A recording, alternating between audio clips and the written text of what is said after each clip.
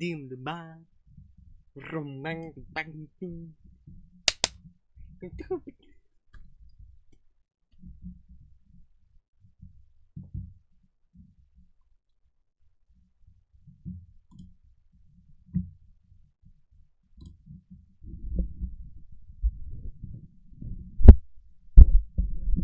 Good evening, and welcome to the January 2024 monthly update. For anyone new, and there may well be some new people, this is where I talk about the things that I have done, the things that I have watched, and the things that I have listened to this month, and recommend them to you, and just tell you what I think about them. So things I've done this month? Nothing, at least on this channel. I've done quite a few gaming videos, and I've set up a new schedule. So every Wednesday, every Monday there's going to be a Half-Life video. Every Wednesday there's going to be either an indie game or a garage mod video, depending on which ones I've filmed. And every Friday there's going to be an Outlast video.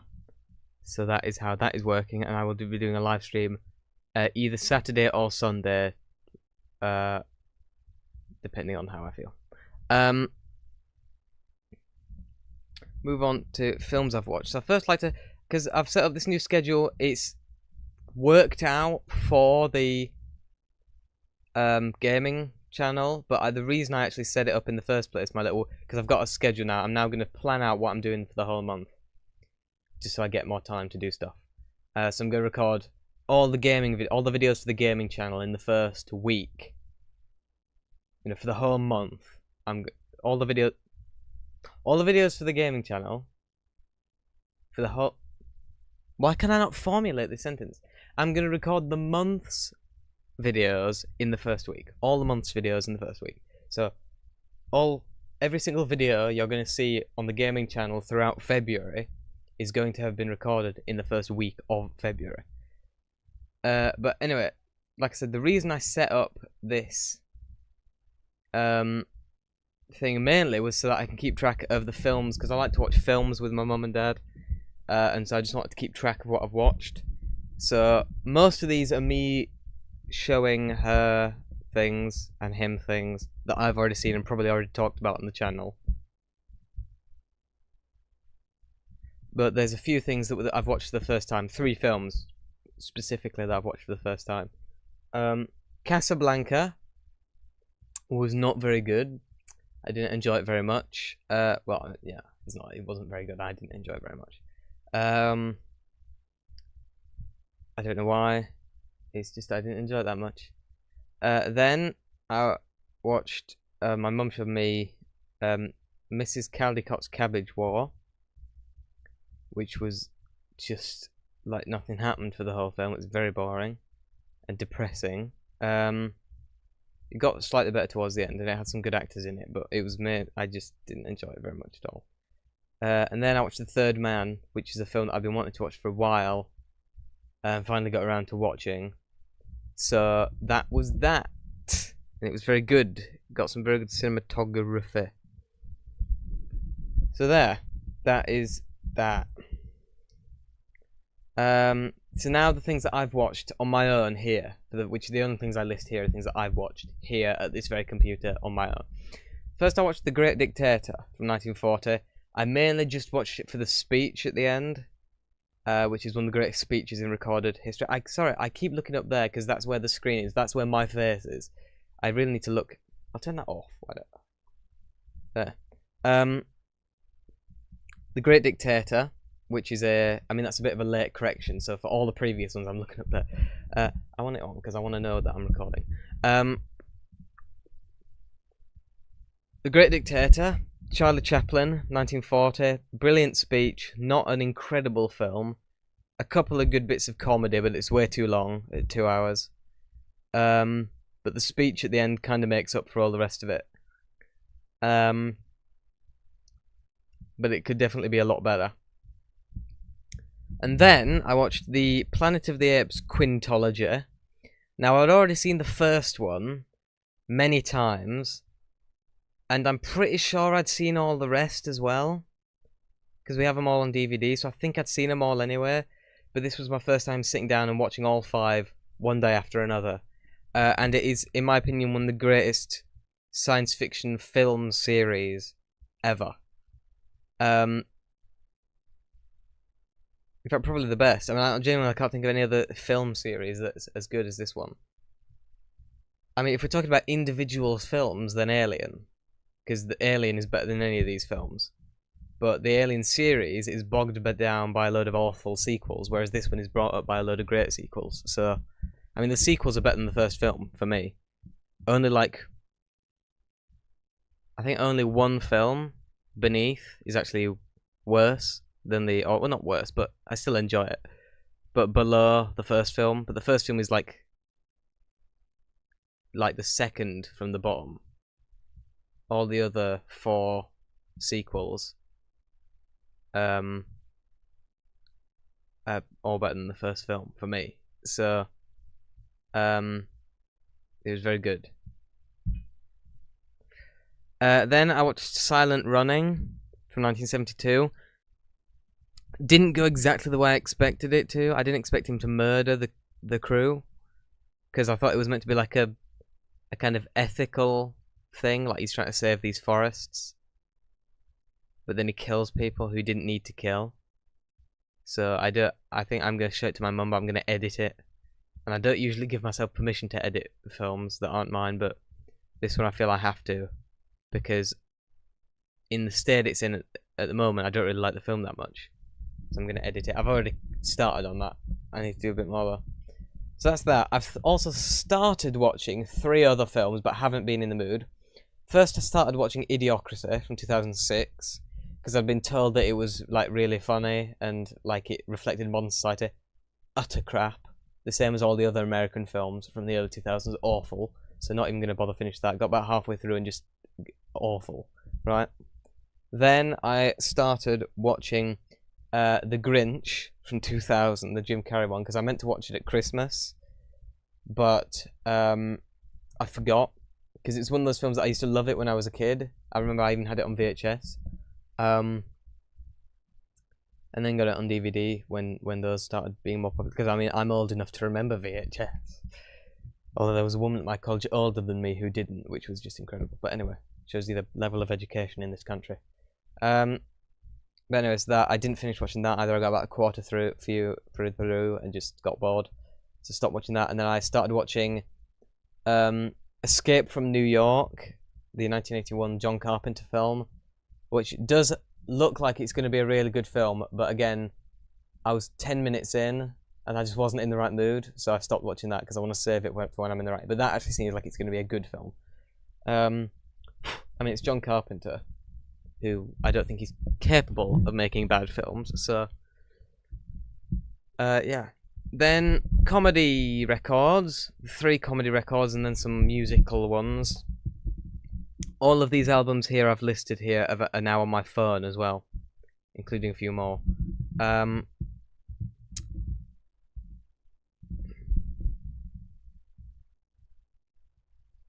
Right.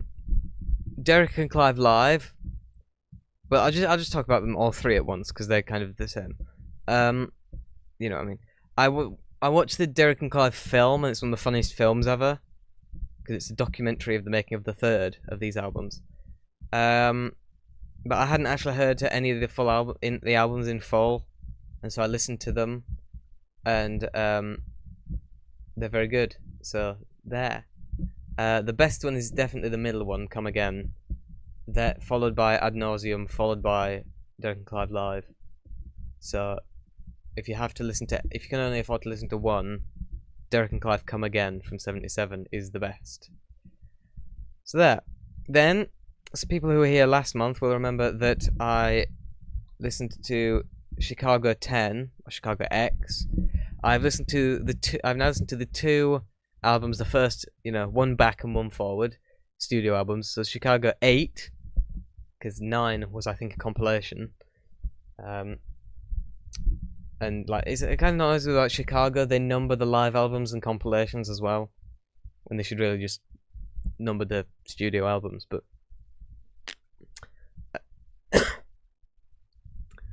Out of the three, I think Chicago 8 is definitely my favourite of the three that I've listened to.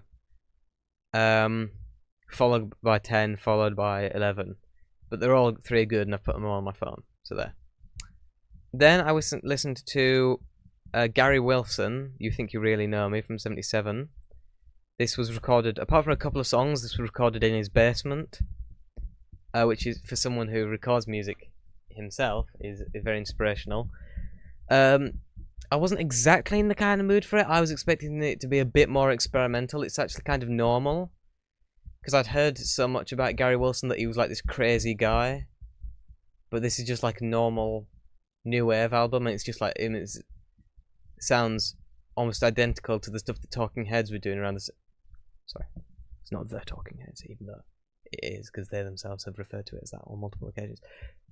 It sounds a lot like the Talking Heads albums that came out around that time.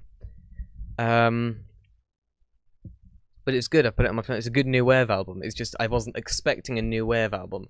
I was expecting like an experimental rock album, but I got a new wave album, and I enjoyed it as a new wave album. But it just took a few songs to get used to the fact that that's what it was. Then I listened to 3 Brian Eno albums because I listened to many, and I started from where I left off. Previous album was Apollo. That was the latest album I'd listened to by him. I've now listened to his 3 subsequent albums. The Pearl with Harold Budd, which is very nice. I think that's... I don't know if I prefer it to Ambient 2, which is their other one, or The Pavilion of Dreams, which I can't remember. But that was a Harold Budd one that was just produced by Brian Eno. But I definitely enjoyed this one. And especially these ambient albums make for a nice pace after all this stuff that I've listened to before, like the Chicago albums, which are very rock, and the new wave of Mr. Wilson. Ha ha, Mr. Wilson. Sorry. That's the Beatles, by the way. Taxman, and they were talking about Harold Wilson, not Gary Wilson, but it fit at the time. It's from the album Revolver from 1966, if you're interested. Again, I'm looking up there. I shouldn't be looking up there. I should be looking there. Then I listened to Brian Eno Solo, Thursday Afternoon from 1985. Very long. It's one long... I mean, I thought discrete music was long at half an hour. One long half-hour track. This is one long hour-long track. So I listened to this in 2 goes. I listened to the first half on one day and then the second half afterwards. Because just an hour of the same thing is really tiring. It's a good... Again, these are good background albums, but I like to listen to them properly at least once. But it was good. But I won't be listening to it again just here, you know, listening to it as music. I'm definitely going to have it on in the background a lot, because it's a very good background album. But whereas The Pearl and the next one I'm going to talk about, I will probably listen to on their own again, because there's more going on that can reward an actual, you know, focused listen. Whereas Thursday Afternoon for me wasn't as good as a focused thing. I think it's going to be better as a background thing. Then I listened to an album by Michael Brook, which you may wonder, Michael Brook, who is that? Well, it's also a Brian Eno album. That's why I listened to it. And it also has Daniel Lenoir, who co-created Apollo with Brian and his brother Roger Eno. I need to get into Roger Eno as well, but his discography isn't listed on Wikipedia. I mean, it has the list, but the albums aren't their own pages. I think only 2 of his albums are actually have their own page, and it's because they're collaborations with other people, which I feel bad. I mean, I think, you know, Roger Eno could give Charles Pollock a run for his money for who's the most overshadowed brother in art. Charles Pollock, also a very good painter as well. I still prefer Jackson personally, but, you know, I respect Charles and I respect Roger Eno. So Michael Brook, he apparently developed this thing called Infinite Guitar, which is a thing. It's like a guitar. From what I understand it, I'm not really a tech person. From what I understand it, the pickup is normal, so you play this, you just pluck a string, and the vibration is picked up by the pickup. Duh. But then it's fed back into like an amplifier that's on the guitar, which then vibrates the string in the exact same way. From what I read, it's not very clear for someone like me, but I think that's how it happens. They feed that vibration that the string is creating back into the string. So you just pluck the string and then it keeps vibrating like that for as long as you want it to. And you call it Infinite Guitar. And he makes some very good use of it on this album. This is another good album to actually listen to properly, like The Pearl. It's still a good background album as well, as I'm sure I will find out. Because on Christmas days and birthdays, I'm in charge of the music and I always put on the ambient stuff. And everyone always complains about it. But if next time, the next holiday, next day where people come around should be my birthday. And if they complain about the ambient music again, I'll put on a Yoko Ono record. And then they'll really, I think, be a lot more appreciative of Eno. But so this was the last album I listened to this month. Well, the last album by other people that I hadn't previously heard. I've also re-listened to a couple of my own albums, Moid 14 and Walkin', to get back in the mood for making my own music, because I've started going a bit more heavy on my next album, doing more stuff. There's 2 completed songs, one of which was released on Christmas Day. One which is also completed, but I might do another take of it. I'm not completely happy with the take that I have. And 3 demos. And obviously I need to... That'll probably be about side 1, so I need to do about more, obviously. About more. But Mod 14 and Walking are my first 2 proper albums with, full, all the songs with vocals and lyrics and everything. So that's that.